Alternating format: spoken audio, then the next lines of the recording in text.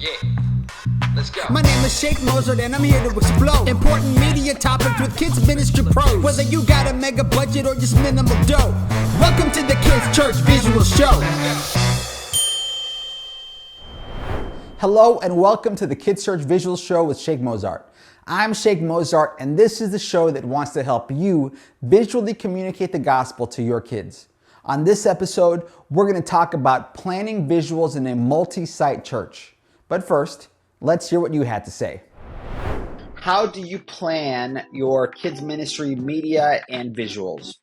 I say I plan my media and visuals based on my end goal of what I want them to learn, whether them is the kids that I'm teaching in my small group or them is the ministry leaders that I'm trying to reach through Deeper Kidmin. Like I start with what message am I trying to convey first, and then I build and plan my media around that. Okay, so right now we use a curriculum called Grow, and a lot of what we use comes with that. So I actually, personally, I create all of our pro presenters, all the transitions. I plan out all the music alongside our worship pastor. So our worship is based around what Big Church does, and we try to do some of the same songs they're doing so that families throughout the week are familiar with the same music. That's just a vision of our house that we've tried to do that. But all of that, a lot of that comes from Grow, and then I'll build some graphics based off of the content that is in there. So I try to resource teams. A lot of what I build out is from feedback from other campuses. We use pretty much the same structure because we just have the same service flow. Now, every once in a while I'll mix it up, but I have a handful of bumpers for offering. I have a handful of bumpers for game time. And really, we just plug and play. We just pick out of our handful, and then I just try to be on Facebook groups and things like that. And when I see a cool one, I add it to our library, or we rotate one out. Well, the good answer would be that it's all planned out well in advance and made so far in advance, and it's never like week of. I would never do that. But really, it's as the need arises, then I make it. I'm a do-it-yourself girl. I'm not church visuals quality, but I live on Canva, so I make this stuff just as the need arises. Unfortunately, I wish I had a better plan. We do a countdown video, and then I always add in a game, and then maybe the movie, and then the two songs. I kind of keep the same standard. So, and then I don't do two songs in a row, but I only pick, a high end one that they really like. It's exciting. And then, I kind of have a mental, I guess, pattern that I follow. But I try and mix it up each time, and adding in new songs is always hard because they just stand there with deer in the headlight look. And I'm always trying to stay with what's trending in the adult service. So I do try to pick out what the adults are singing and find a kid version that goes with that. And then I love scripture-based worship. So, of course, I'm with Seeds. So whatever the lesson is, I'm going to dig up the verse that goes with it first and really nail out whatever song it is that goes along with the verse and the theme as well. But and they're all going to be linked together. There's definitely going to be a theme. Pulling from lots of different sources, pulling from lots of different places. I try to do a 3-month theme. So I've got my room decked out, in whatever themes going up that my PowerPoints are in. Create PowerPoints to match the lessons because I'm using Bible Engagement Project right now. I'm looking forward, hopefully there again, that we're going to see some media and visuals and stuff that I can use and I don't have to create my own. But then even past that, then using things like Jumpstart 3 to do memory verses and pulling great worship videos from Worship House Kids and Worship House Media and any other place that I can find it. So yeah, just lots of different mishmash stuff. Hello and welcome to the Kids Church Visual Show. With Sheik Mozart, of course. I'm Sheik Mozart, and I've got a very special guest with me today, Manny Melendez, coming to us all the way from Radiant Church in Colorado Springs, Colorado. Manny, how are you doing? Doing so good. It's a beautiful day here in Colorado. Yeah. Cool. Now we met originally last season when I was trying to connect with as many people as possible for some quick fire questions, and so that's how we met. And then we chatted briefly a few months ago at the Next Gen conference. That's So right. it's cool to it's cool to meet in person. Yeah. Tell us a little bit about yourself, how you got into ministry, and kind of a little bit about your ministry as well. Okay. Yeah. The quick flyover is I got saved at the age of 19 during the Brownsville revival era, and Wow. I was radically transformed, a thug wannabe to a Jesus loving freak, and it was so good. What was crazy was Were I you was were in you in service. Brownsville No, I was in. Oh, it's a good or in point. I was in Kalamazoo, Michigan, but we were okay, like watching all the Brownsville things happening.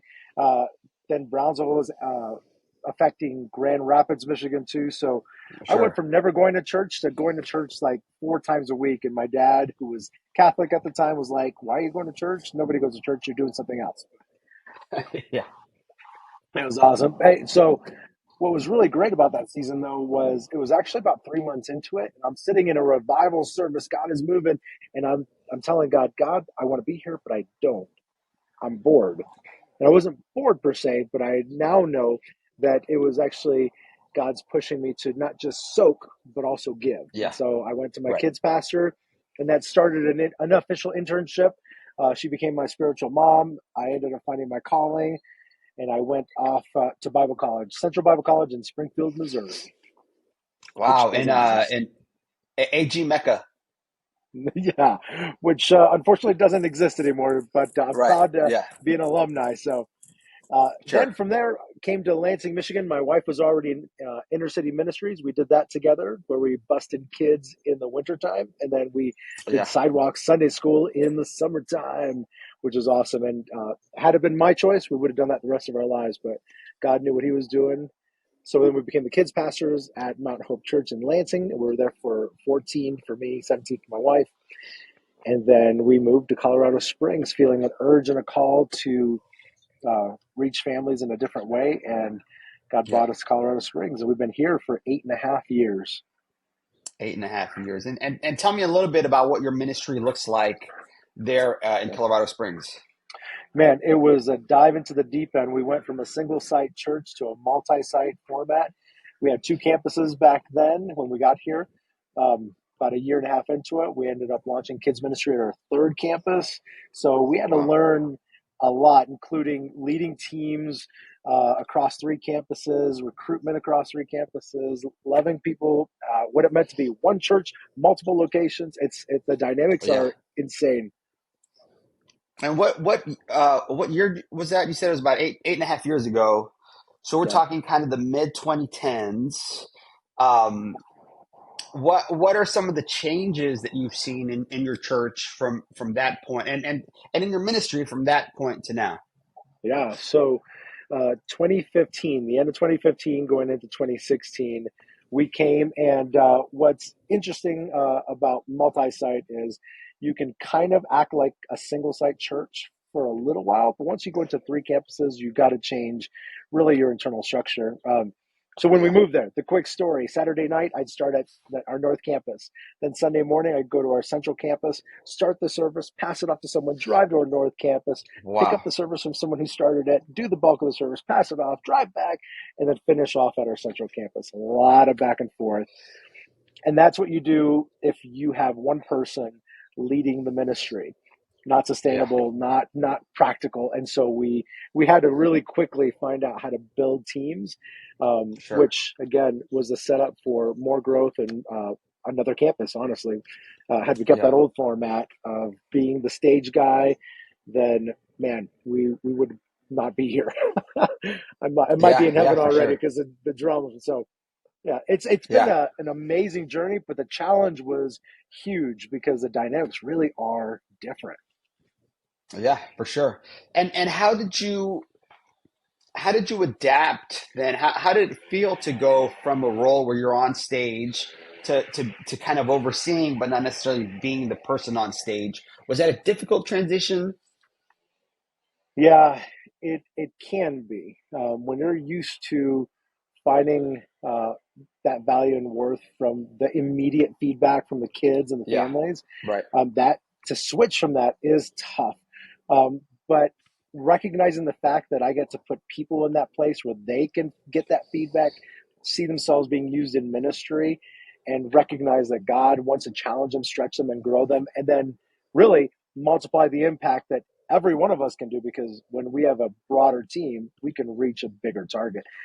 So really changing the winds in my own mind where the gratification Yeah. comes from was the only way to really achieve that sense of value and worth that I have inside of me as far as a minister of the gospel going, I'm used to getting it this way. Now it comes from this way. Yeah. Interesting. And then as a leader, then you're not necessarily interacting with kids specifically. You're kind of now pastoring your team. So tell us a little bit about your team structure and how your team works. Yeah, team structure when it comes to for me, just recognize that I actually have to be a little bit more divorced, even from ownership of a campus specifically, and Yeah. really love the culture of the overall structure and really empower the individual campus leaders and volunteer teams to love and own that Sure. campus. And then I do everything I can to help them win. That's really, I think, if there was an overall banner, is how can I help you succeed and do everything you need to do so that you leave every Sure. weekend a champion. So supplements, training, resourcing, direction, big picture vision, making sure, yeah, I'm focused and realizing, yeah, my congregation or my people, my team is that smaller circle so that they can do Mhm. the same for their teams. Right. Yeah, sure. And so on this show, we talk about kind of utilizing visuals in a kids ministry environment, mostly in kids church. So what does Sunday morning look like, or what does kids church look like for you guys? Kids church, well, in terms of just the actual classrooms or even in multi-site, well, I guess I could just answer and say it is consistent across the classrooms, across the Okay. campuses, in that we have a general format. We want our kids to come in and relate. Hmm. And we want there to be an atmosphere, whether it's announcements slides that let them know what's going to be coming on, visuals or Hmm. music in the background, activities for them to come and have conversations while having fun, give even the leaders an opportunity to interact with the kids and Hmm. grow deeper together. Then after a certain point of time, depending on the age and stage, then we switch over to ministry, whether it be Hmm. small groups, whether it be a large group time, worship together. Um, obviously, the older we get, well, actually, we do a form of offering even in our pre-K classes, because we believe that that's a form of worship, right? So we try to teach our Yeah. kids at every age and stage, and so we try to bring in all the service elements, and then end back with a, a relational or intentional note at the end, meaning Sure. oftentimes the services really lend to how can we hear from the Holy Spirit and make space and room for the kids to interact with God together in a safe place. And then before the parents come, again, try to get to a place where they're relating to one another again, whether it's small Sure. group or activity time. Yeah. I love that you talk about using visuals to help kids relate. I think for a lot of people, when they hear about using visuals in kids' church, I think there's a mentality that visuals are disconnected from the one-on-one relationship. So to hear you Right. guys kind of using visuals to bridge that gap is really cool. Yeah. Um, at a kind of bird's eye view, why are visuals important in kids ministry in general? They set the atmosphere, right? They Yeah. really kind of, if you look at the professionals, maybe in Orlando or in California, what do? They make sure that you see what they want you to see. They set an atmosphere that creates the mood Sure. that they want to have happen. And we see first. Well, we might smell first, but we're not popping popcorn. But visuals are a key part. Like what we see is important. So, Yeah. at one of our campuses, we have murals everywhere, kind of an outdoors, very Colorado theme. And part Yeah. of it is just to make it fun. And what's interesting is when you walk into one of our campuses, we're redesigning our campuses right now, and the first campus has been done. When you walk in, there's a giant map mural on the balcony and against the walls. There's a mountain, but there's the actual physical representation of a gondola, like one that the kids can actually walk into with a rope that goes all the way up to the balcony. So it looks like it's Yeah. about to, go into the mountains. The best Yeah. part of that is when new families walk in, it's an immediate, what is this? And the kids are like, can I go to church? Can I go to church? Can I Sure. go to church? Yeah. Right? Because have we said anything yet? We haven't said a thing, but the visuals are a hook that set an Right. expectation for what will be. And so visuals are critically important because we have to attack the senses in a positive direction.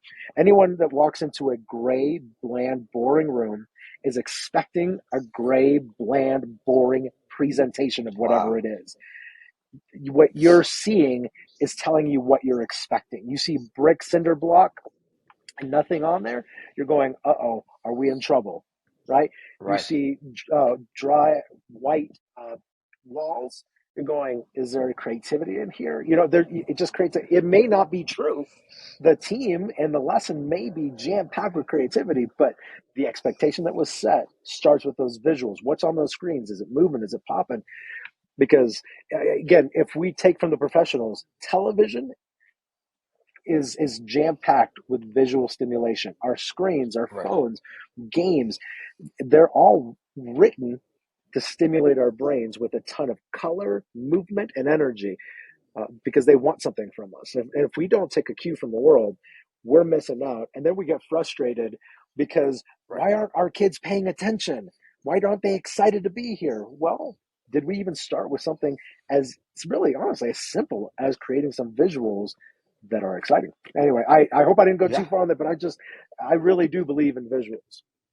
Yeah, no, no, no. I love that. That's such a great answer. And what I love about that is that that's true for you guys at a multi-site campus, at a mega church, at a small church. It doesn't matter what the environment is. Uh, the environment is important, and the visuals of the environment are crucial. So that's excellent, excellent. How do you maintain consistency across multiple sites? And Yeah. I guess before that, how do you guys, what kind of visuals do you use in the room, like media that you guys use in the rooms on a Sunday morning during kids' church, whether it's related to a curriculum? Uh, is it different from room to room? Kind of how do you decide what you're going to play and where? Yeah. I think I can actually address both of those questions at once. Consistency is key to delivering a Yeah, message because we sure. understand that our visuals are a form of marketing, meaning there's some Mm, message we need our kids to grab that day. And yeah, anything that you can, and just a general rule for everybody, because we love to kind of talk about too much sometimes. But a general rule of sure. marketing is when you say two things or more, you say nothing at all. And Mm, so we try to keep our visuals consistent across the campuses, and it's really a non-negotiable. It's not a hey campuses you can just do whatever you want. Here's a general curriculum and design your own thing. Everyone's doing the same thing because we really are trying to hit the one church, multiple locations strategy. yeah, Meaning, you're going to Radiant Church, whether you're up in the mountains or you're in the one in the city, it's going to be the same lesson feel and format.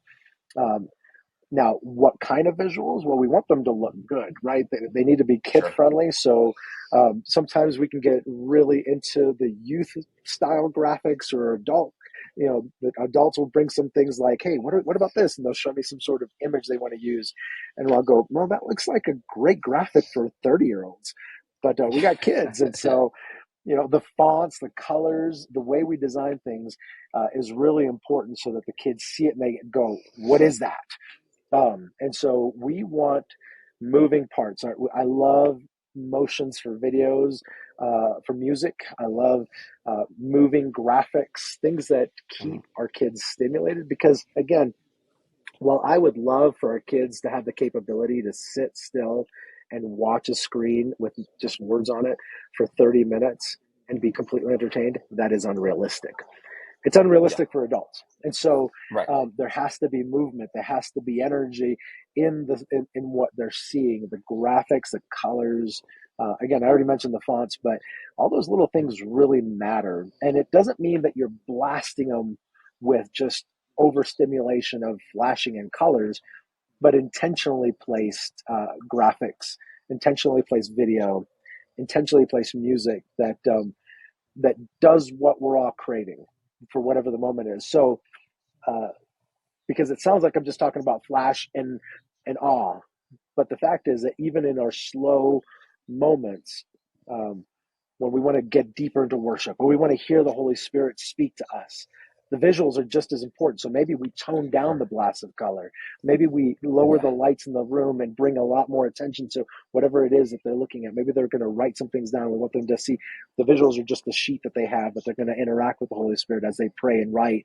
So it's more of a sense of intentionality, but back to the multi-site idea, that it's consistent. It's important for us that whatever happens at one campus generally happens at the others. So, and I can explain them generally if you'd like, but overall, that we're all. So, what we do is we also understand that multi-site is a little bit like a family. And I've got 4 kids, and they're all Melendezes. But I think every one of us would know that even not having met my kids, all 4 are different. So there's a set of core values for our family that define us as Melendezes, but there are varying personality traits that I need to allow for if I'm going to let them be who that God has called them to be. So I find the same has been true for multi-site in that we are all Radiant Church, rad kids. But within that, there's variation. So our mountain campus is, we may have 5 to 10, 12 kids on a weekend, in elementary in particular. But our central campus may have 120 on a weekend. And so because of those dynamics, there's room to act your personality without varying from the overall culture. So, and that really plays into the visuals, graphics, the things that our kids see. There's room within that. Yeah, I love that. I love you talking about being intentional about using visuals and media or whatever in different parts of your service, depending on what you're trying to accomplish. To me, it's almost like if you've got a 3-course meal, every course is prepared differently to achieve the taste that you're going. So your dessert is going to be sweet, but your appetizer is not going to be. So I love that idea that media or visuals isn't about entertainment, it's about engagement, and setting the table. Do you guys typically make your own content? Do you purchase content?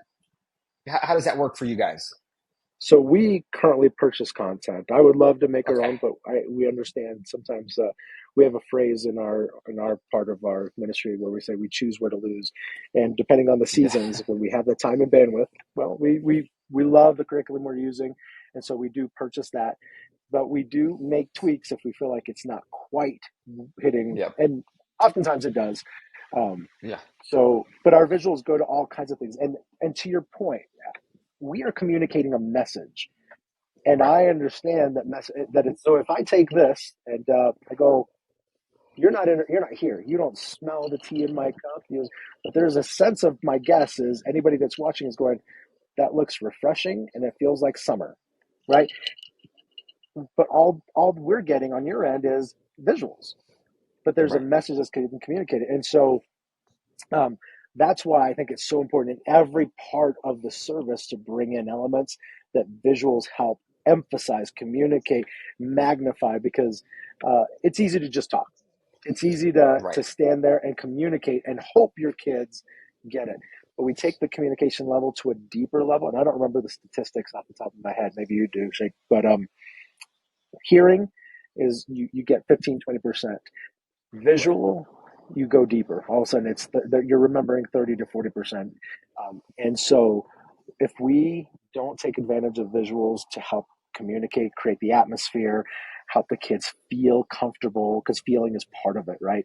Our nursery, the visuals we use, we actually turn on a screen and put our nursery baby praise, which is soothing and calm, because we want our kids to see something that's not jostling their emotions as they get transferred to a stranger for the day. So at every level, we're trying to use visuals not just for the sake of having something on a screen, but to empower the leaders that have to communicate a message that day. Yeah, I love it. So in general, where do you kind of go for your media elements? Are there specific websites?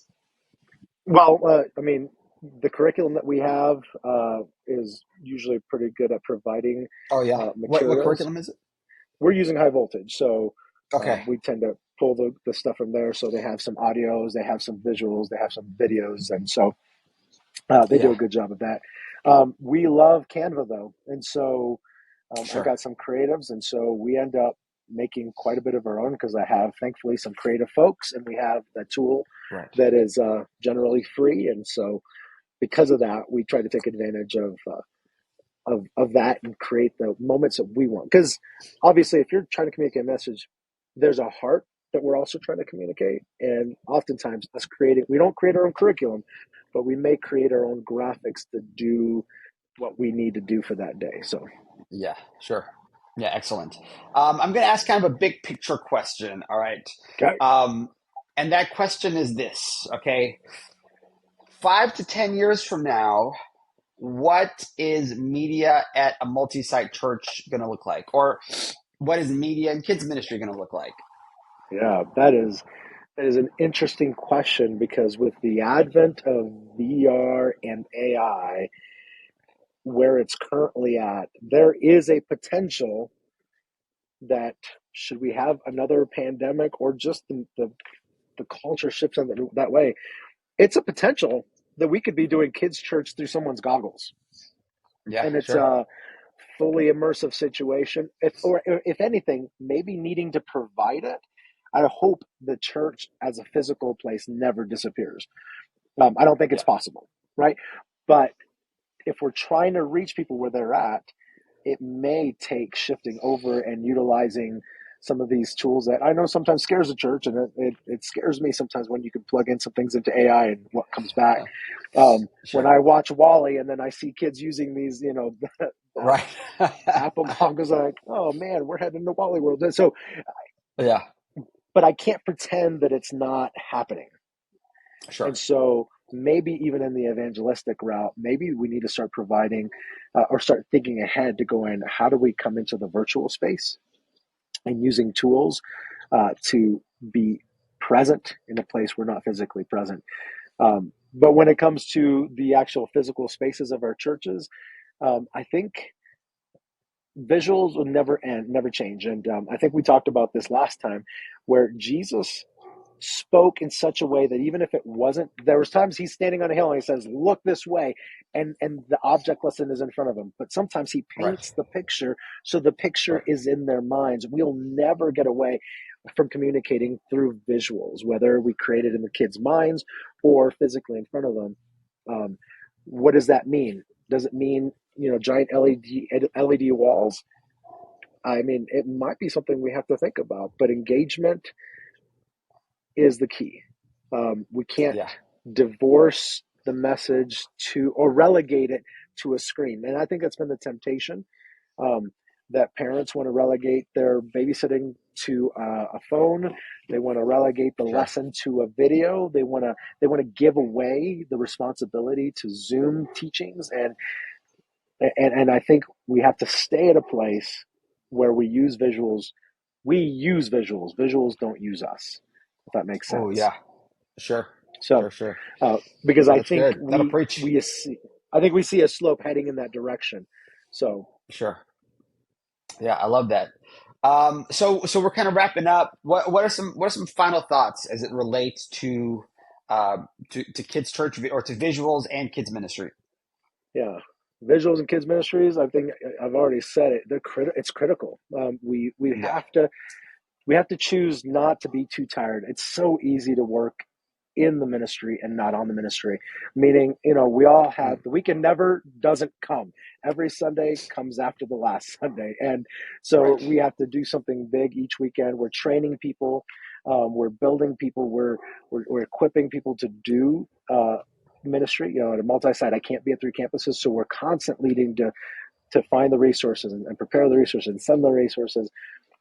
But we have to be intentional to take our lessons deeper than what is served to us. I think the curriculum we're using is fantastic, but we still take some time to go, how do we get a little deeper? What can we create?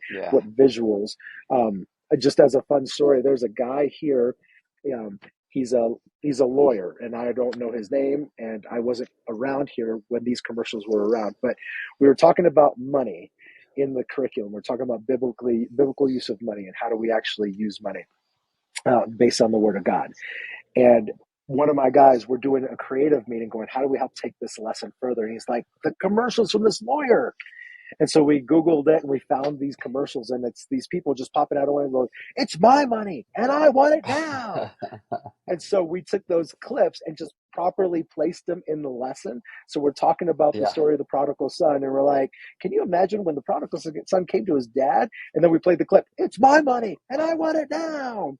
Hey, he might have sounded like that. And his dad was wondering what's going on. Maybe had a conversation, and his son was like, play it again. It's my money. But now it's a different person. It helped just bring some laughter, a little bit of unexpected, what we call chaotic moments, organized chaos, like just something that they didn't expect, that brought them a little deeper into the story. And so I think we have to choose not to be lazy, and I'm talking to myself, with the ability to use things like visuals to go deeper, meaning both ways. You don't just plug and play and hope that while they watch this 15-minute video, they get the message, but also to not bother trying to get more creative and just talk for 15 minutes, hoping that they get the message, when you could have just added a little element to make your lesson just pop a little more and grab the kids' hearts just a little deeper. Right. Yeah, I love that. It feels like sometimes the things that take us 5 to 10 minutes to communicate, you could put on a 2-minute video that does it, even better and more succinctly. Manny, thank you so much for taking the time to talk to us and to hang out. If people want to kind of see what you're doing or connect with you outside of here, what are some social media or websites, places they can go online to check you out? They can find me. Our kids page is just Radiant Kids on YouTube. We got a bunch of materials on there. Or Radiant Kids on Facebook. You can find me on Instagram. I'm Rev Manny, REVMANNY, and Facebook, just Manny Melendez on Facebook. Cool. Well, thanks for hanging out with us. And thank you. Cool. What an honor. I really appreciate it. Thank you for joining us on the Kids Church Visual Show with Sheik Mozart. I'm Sheik Mozart, and I want you to know that your Kids Church visuals matter. This has been a podcast presentation of Church Visuals, executive produced by Carl Barnhill, hosted by Sheik Mozart, edited by Brett McLemore, title and show graphics by Jason Merrick. For more training to help you communicate the gospel to your children's ministry, visit churchvisuals.com.